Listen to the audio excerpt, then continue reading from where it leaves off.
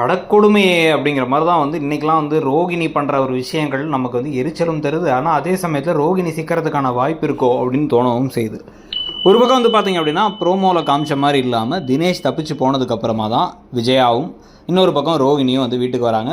தலையில் அந்த முக்காடோடு இருக்கிறது வேறு யாரும் இல்லை, மனோஜ் தான். ஸோ மனோஜை போட்டு அடின்னு அடிச்சதுக்கப்புறமா அது அவர் தாங்கிறது தெரிய வர்றது காமெடி ட்ராக்காக முடிஞ்சிடும்.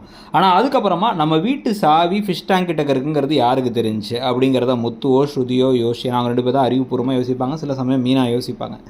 யோசிச்சு முதல்ல சத்யா அந்த பைக்கை திருடினாருங்கிறதுக்கு சிசிடிவி கேமரா ஃபுட்டேஜ் எடுத்து அனலைஸ் பண்ண மாதிரி இப்போ அனலைஸ் பண்ணி அந்த இவருடைய அந்த தினேஷ் பிஏவோட ரோகிணி பேசிகிட்டு இருக்கிற காட்சிகளை மட்டும் எடுத்து யாராவது ஒருத்தங்க நீ தான் அதுக்கெலாம் காரணமா அப்படிங்கிறத கண்டுபிடிச்சா நல்லாயிருக்கும்.